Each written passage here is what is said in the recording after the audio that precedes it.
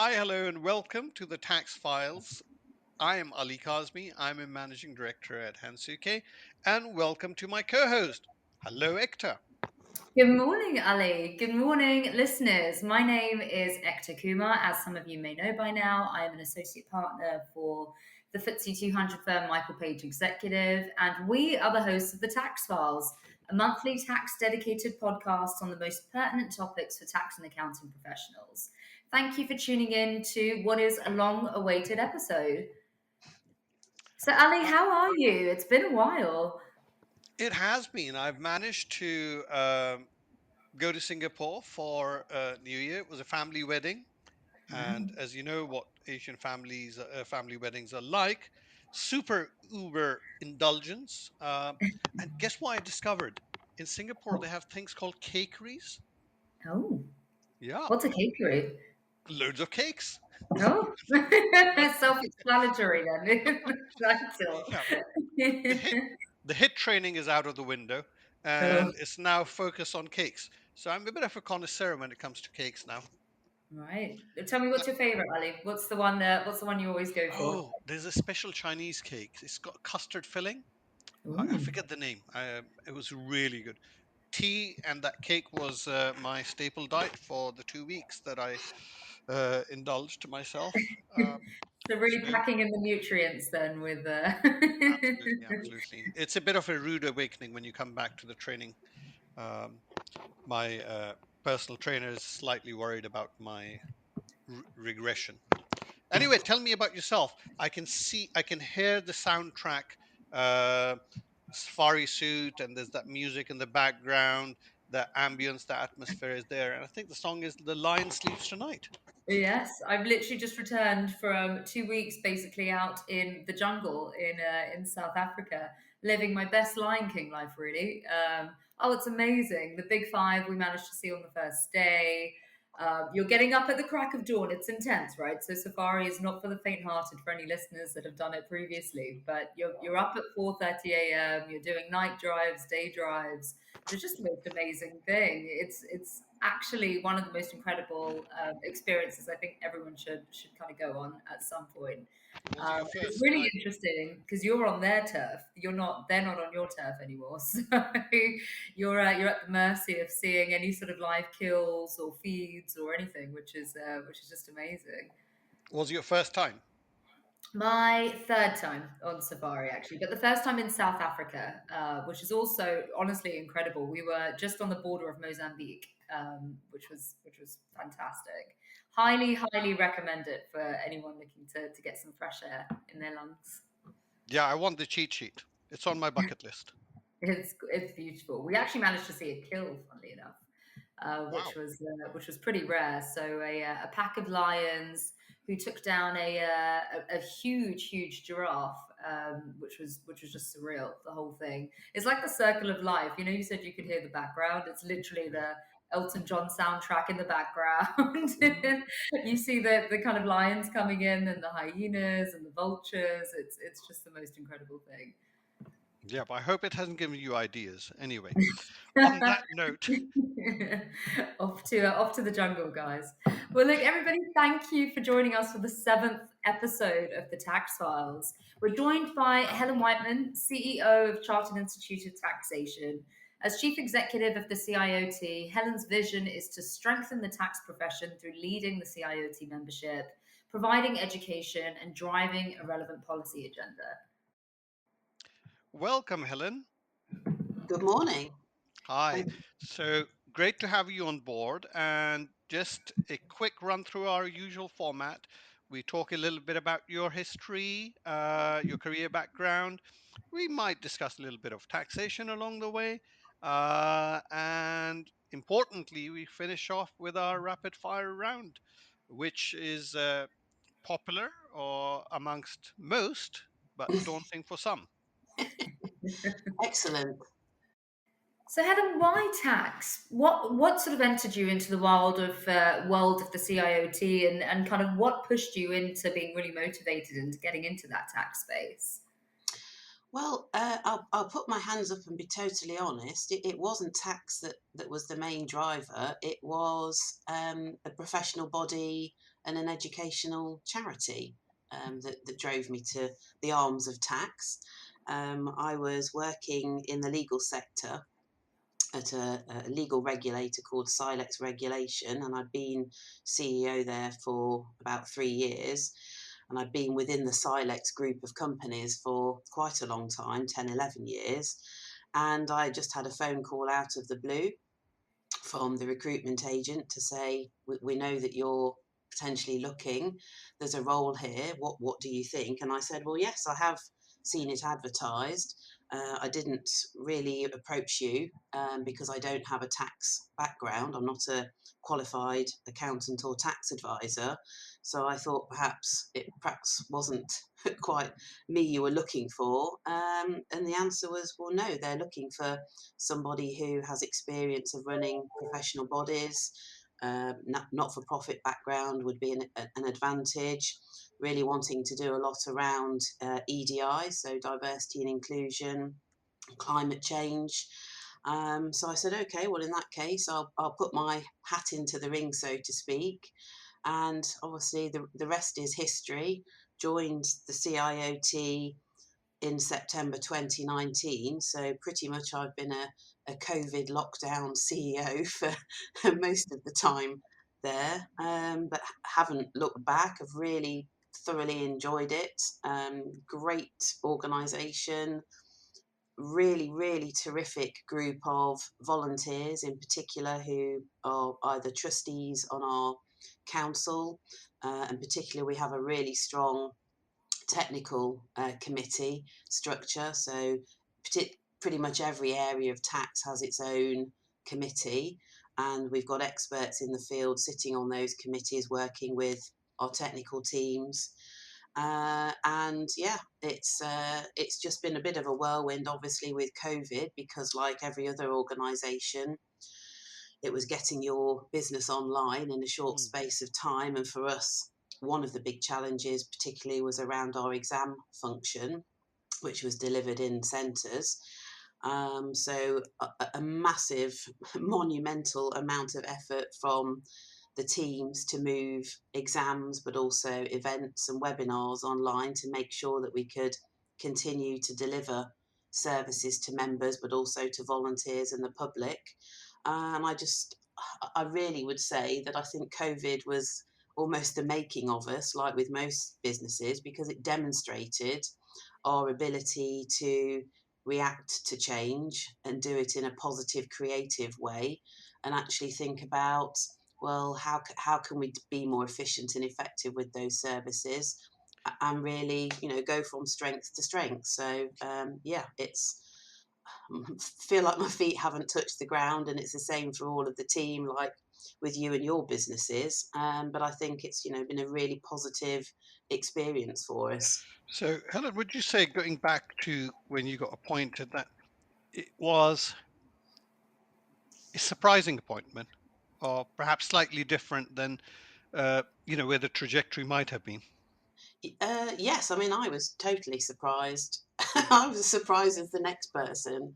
But I at every stage of the recruitment process, I keep making the point, I'm not a tax specialist, and the message was very clear. Mm. We realise that, but we have a whole team of tax specialists, a committee structure, and volunteers who are tax technical experts. That's not what we need. So, they brought in someone who was perhaps out of the ordinary. How would you say you have brought your own color to the role? I mean, what have you done differently that perhaps a typical tax person would have done?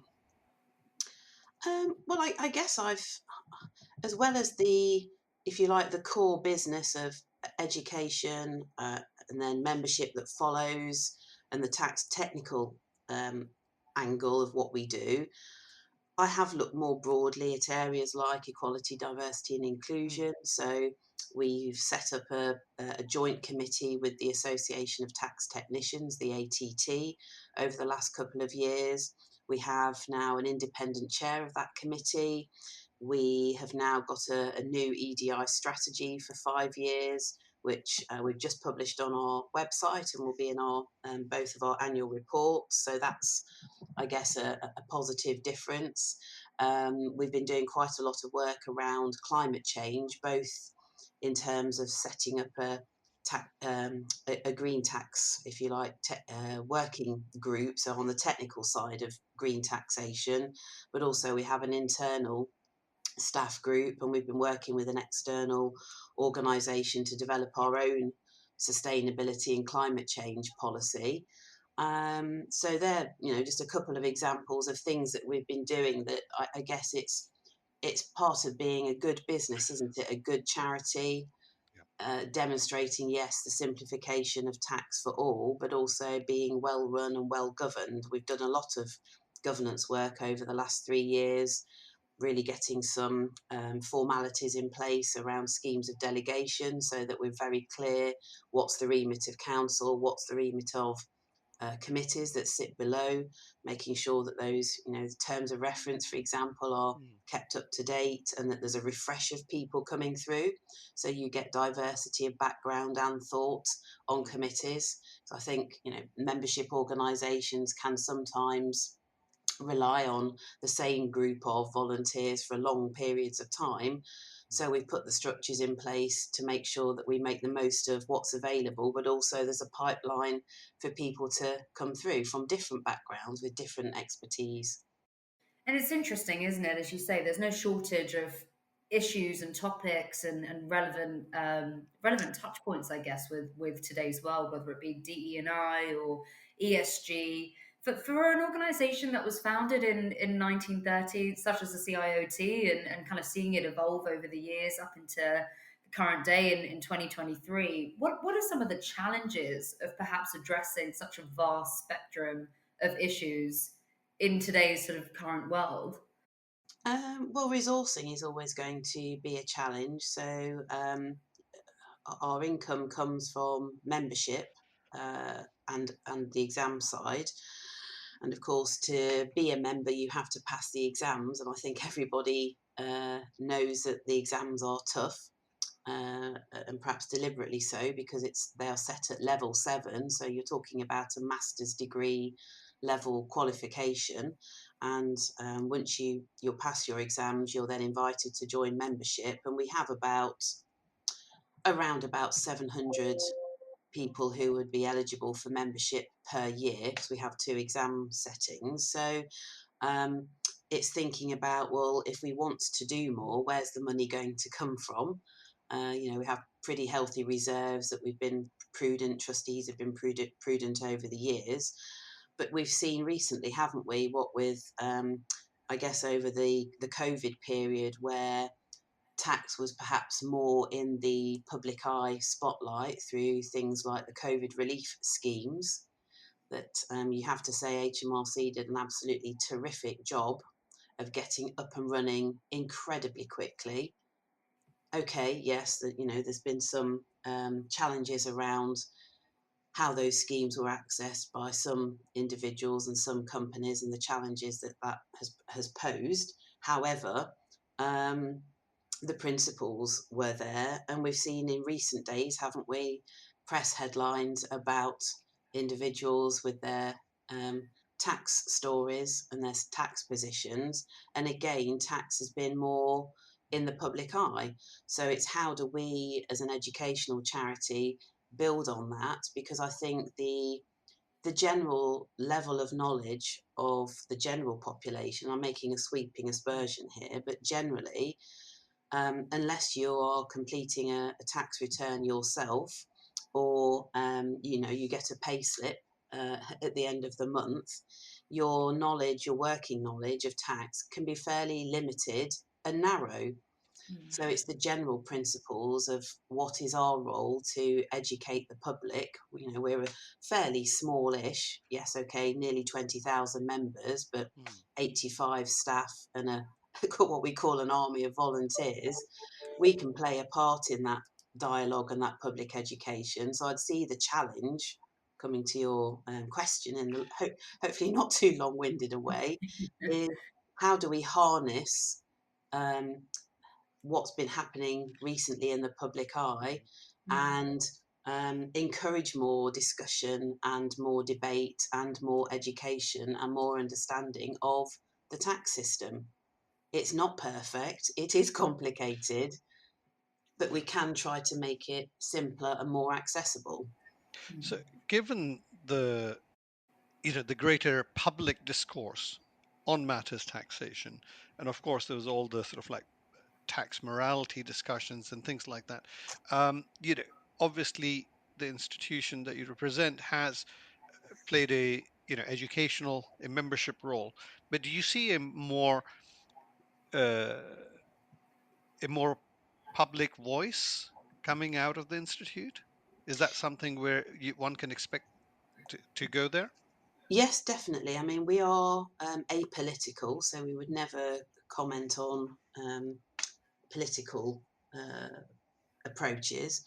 But certainly, you know, with the last president, Peter Rainey, and the current president, Susan Ball, have both set us challenges to be out there a bit more. One of our three strategic aims is around our voice.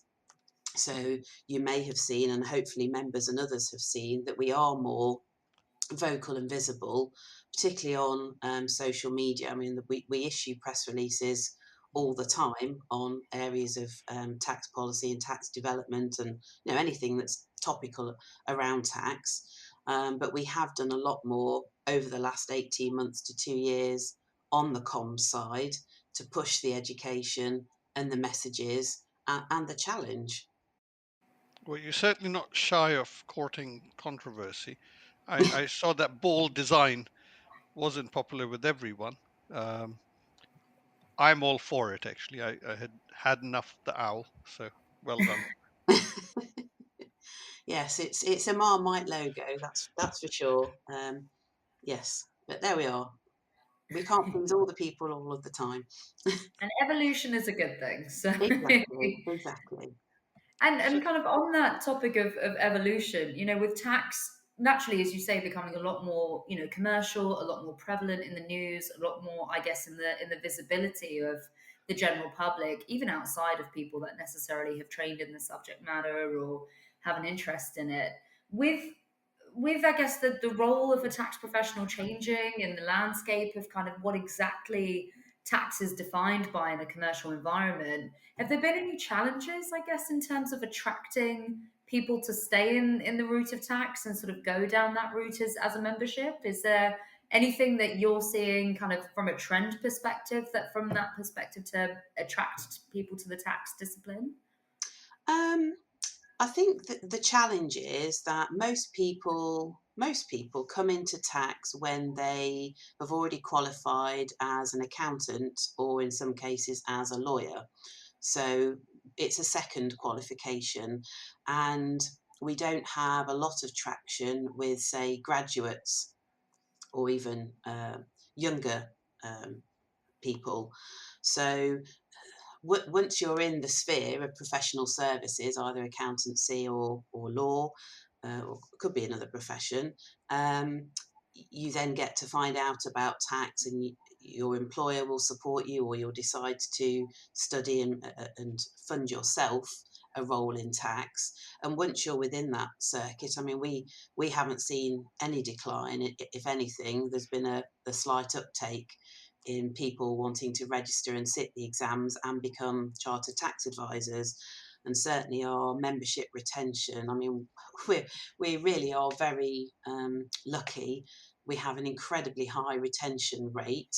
It's about 96, 97% year on year, which would be the envy of most professional bodies, I think it's fair to say. But I guess the challenge for us and for firms, I mean, there's been a huge demand for tax advisors, particularly over the last couple of years, and you see that through the increase that you must see, Hector, in the recruitment sector with adverts out for particular tax specialisms, and there'll be peaks and troughs for particular expertise. But we haven't seen a decline, and I guess where we've been leading, and certainly for the last couple of years, resulting in a new service for us, is a new qualification called DIT, which stands for the Diploma in Tax Technology. So when I first joined back in September, we had a strategy day with our council of trustees in the November, and one of the topics I put on the agenda was the future of the tax advisor, and what more, or what different skills, knowledge, experience might they need to have. And that then led to a working group, which then culminated in the production of a new qualification, which we launched last November. And I'm delighted that we've had over 160 individuals register for that already. And we're having lots of positive conversations with firms who would like to run pilots of their colleagues through that qualification. So yeah, it's about keeping relevant. I mean, there's always going to be the core of tax advisors out there with their specialisms, but I see the development will be around the tech space in particular. Not for all, but for a large part.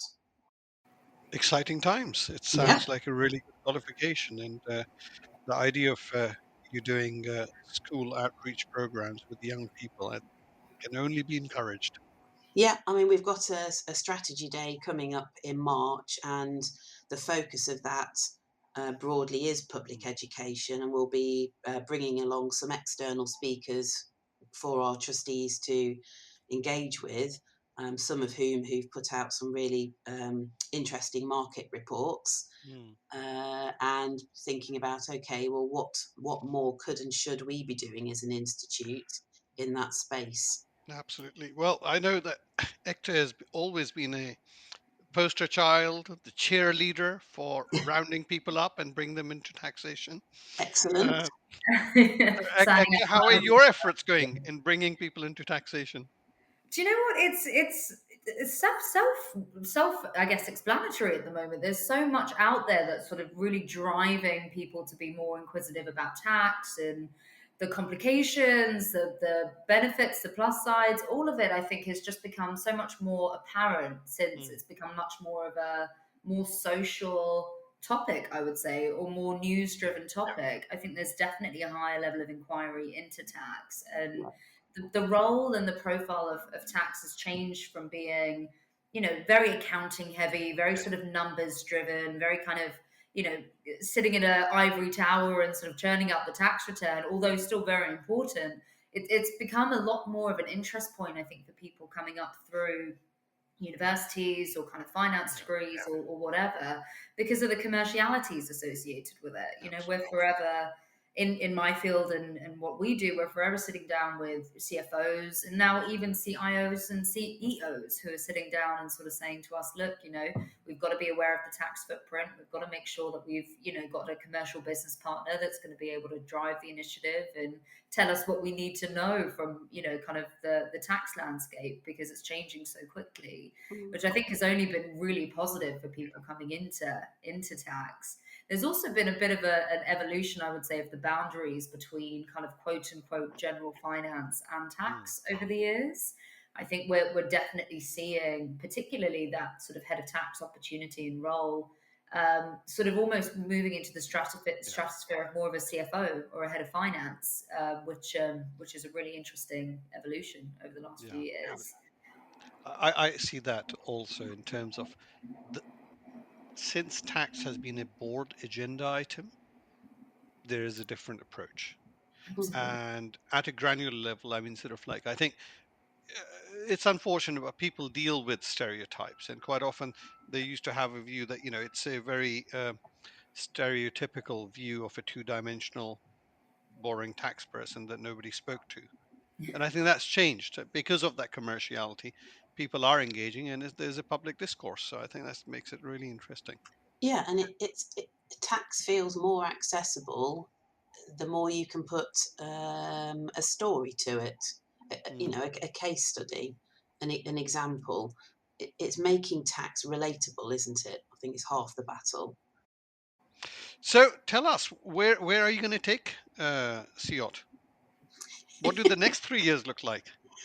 Wow. Well, yeah, we'll see how the strategy event goes with council in March, but I can certainly see us doing more online, Mm. both in terms of the webinars that we do.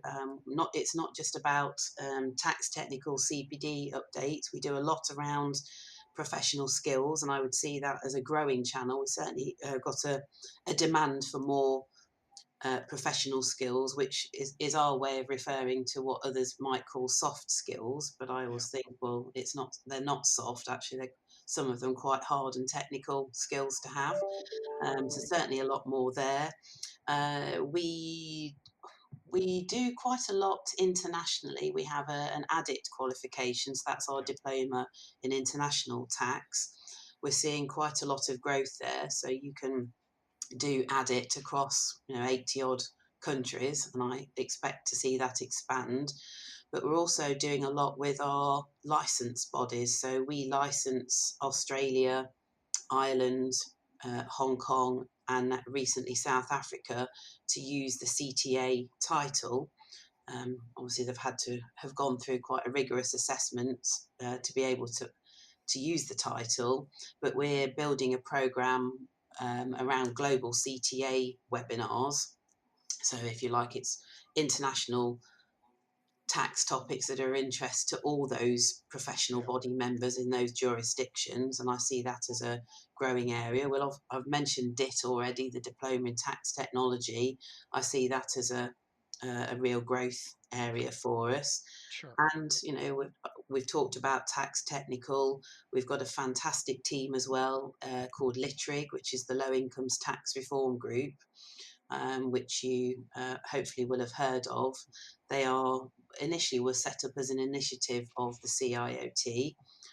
They're a department within the CIOT, and it's a bit like a Ron Seal product. It does what it says on the tin. So they really focus on those on lower incomes and how tax affects them, and they do lots of terrific work, responding to consultations, appearing before committees, providing evidence, challenging how particular tax policies or legislation may impact on particular community groups. Mm. So I can see that work growing. In fact, we've added additional resource into that team and the technical team.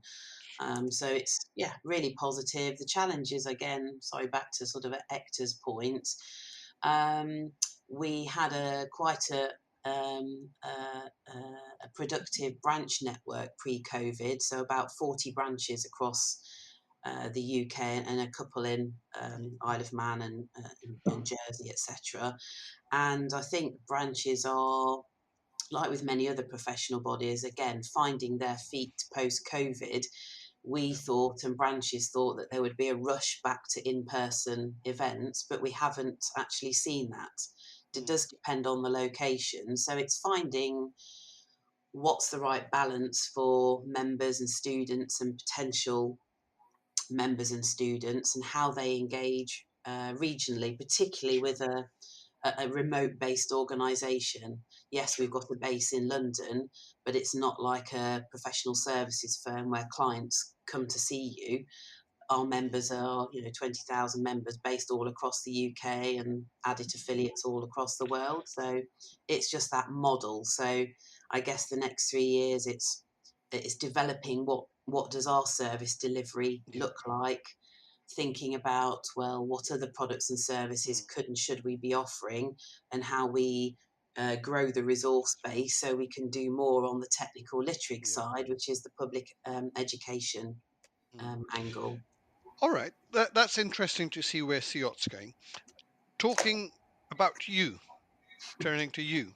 You obviously had a varied background, and I saw that you've done your academia bit, you've done the membership things, and you play a big role in charities. I mean, what is it that makes you tick? That gets you up in the morning and say, "I'm going to make a difference." Um, I think it's very simple. I like helping people. I like making a difference. If I think I can do something differently or better or new, that gets me up in the morning. I mean, you might imagine, like with your roles, I'm sure that no day is the same. I relish the idea of a challenge arriving in the inbox or at the end of a phone.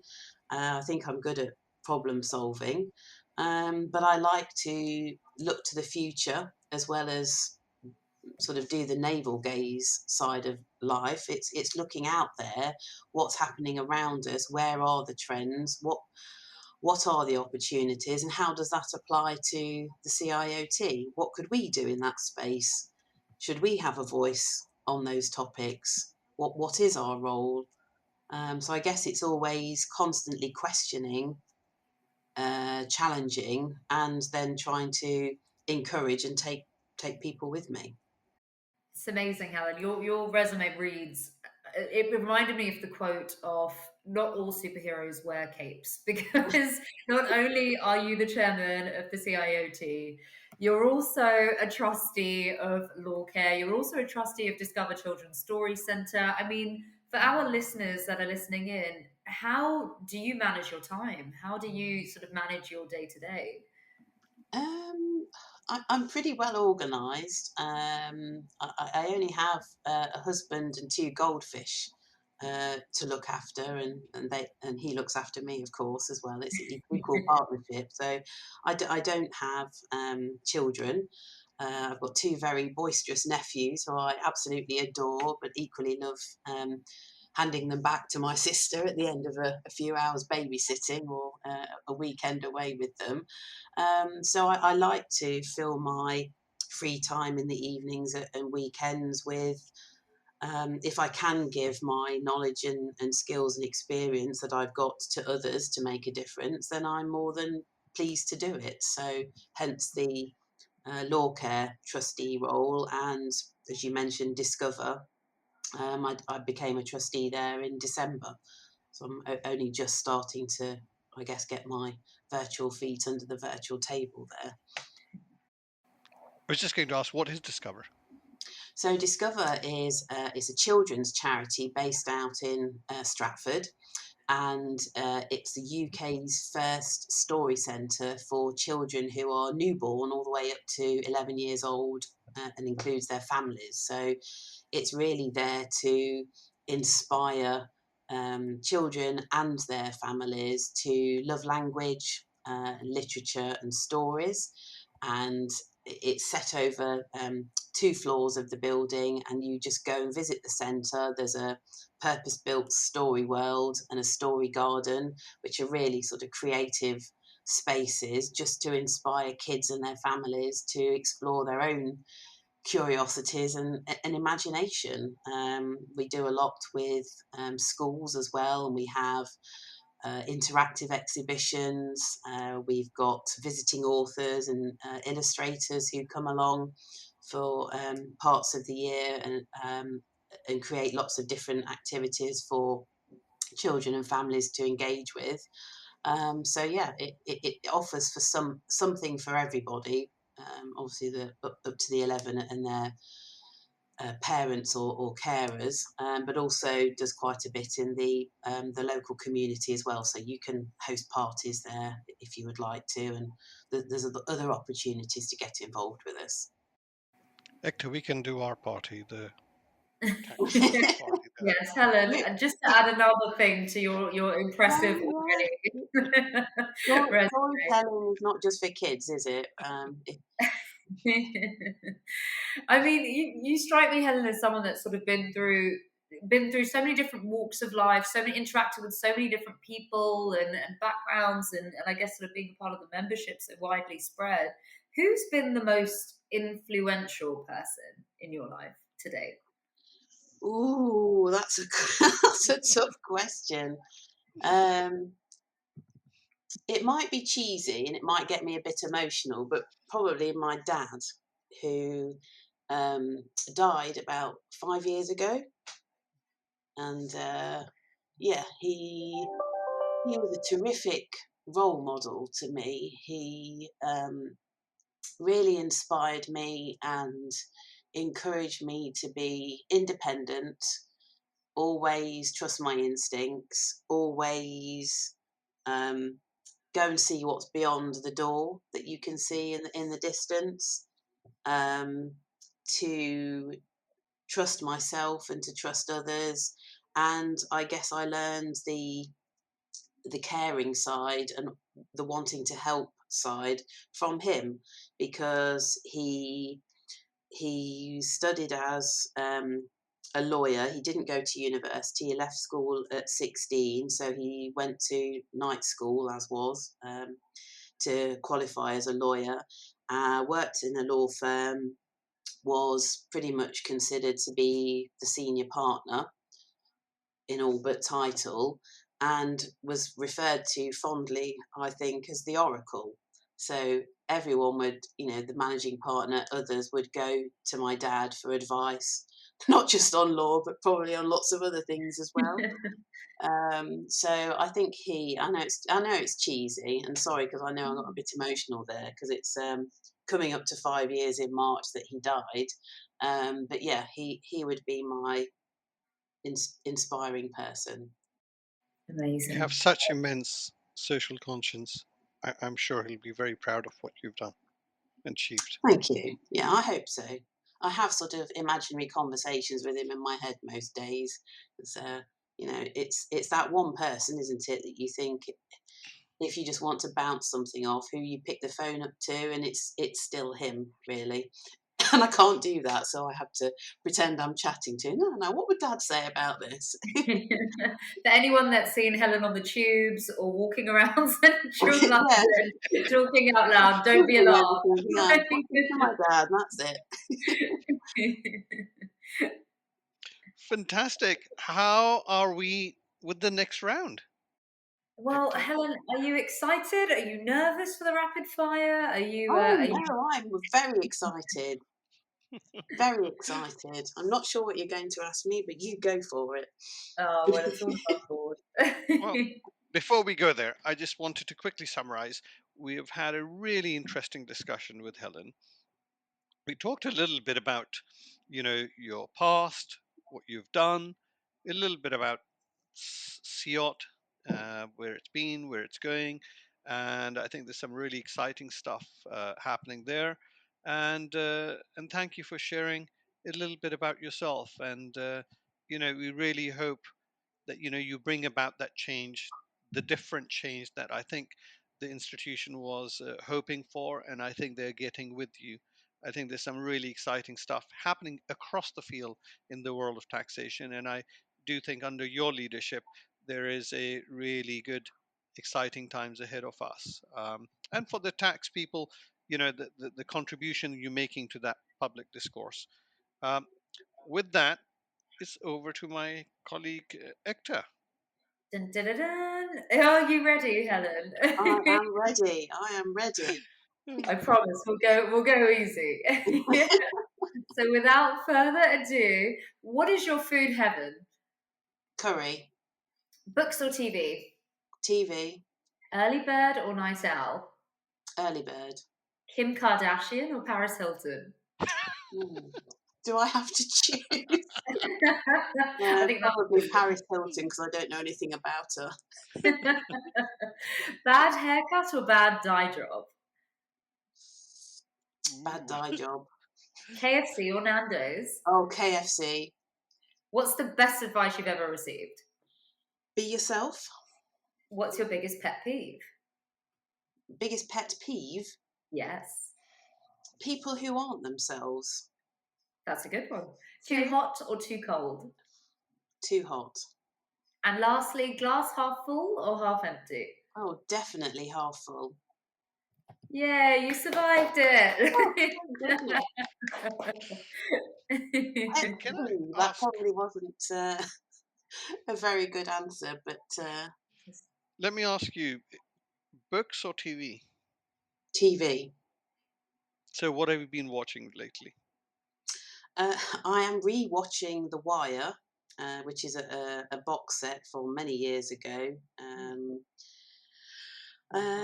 Yeah, I don't really watch a lot of television. It generally is box sets or Hmm. films. So I really enjoyed watching Avatar 2 just before Christmas, the 3D version, which if you haven't seen it and you liked Avatar and you like that sort of genre of films, it's absolutely fantastic. Yeah, Just but mind-blowing CGI and escapism for almost 3 hours, which goes within a blink of an eye. I have to go to an IMAX for that. I don't want to waste it on small screen. No. TV. But at the moment, I'm watching Happy Valley. Oh, okay. Yeah, my mum is watching that. A lot of people are watching it, but no, haven't seen it yet. Um, So, what does a socialite like Hector do?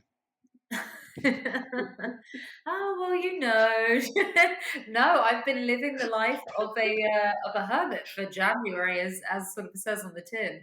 I've been watching lots of, actually connected to The Wire, Helen, lots of The Sopranos. I oh don't know if yeah, you we did that last year. Yeah. yeah. Yes, so I've taken the undertaking of all, what is it, 7 seasons and like a gajillion episodes. So I'm working my way slowly through that at the moment. Is that the Oh, first time you're watching it? yes, it's my first time Isn't it? watching Oh, it. okay. Yes, Wow. yeah. Never seen it. I've got to be very honest. My genre of viewing is normally very much centered around the kind of comedy or romance. I'm kind of on that spectrum. Whereas The Sopranos, my other half is absolutely obsessed with. So he sort of said, after years of convincing, I think it's taken him 10 years for me to really sit down and actually watch this thing. But it's amazing, It's honestly. so funny, isn't it? Yeah, it is absolutely And well Hilarious. hilarious. observed. Yeah, in a really really weird way. I think everyone needs a bit of a Tony Soprano in their Absolutely. life. Fantastic. Well, thank you very much. It's been a pleasure having you as our guest. Well, thank you for inviting me. And we hope you can come back after 3 years and tell us how you fared then. Absolutely. Yeah, I'll come back and you can mark my homework. We'll be talking about all the different aspects of uh, tax, and I do think it's going to become a lot more political. Mm. I think it'll be very difficult to sit on the fence. Yeah. I agree. Excellent. Well, Great. Well, good to see you both. indeed. Over to you, Hector. Well, thank you for listening to the Tax Files. It's been a pleasure as always, listeners. Please just subscribe and get in contact if you wish to discuss any of these topics with us and our team, or if you have any questions at all. To stay up to date with announcements, updates, and guest reveals, please follow Hansuki on LinkedIn. Thank you very much, guys. Have a wonderful day. Take care. Bye. Thank you.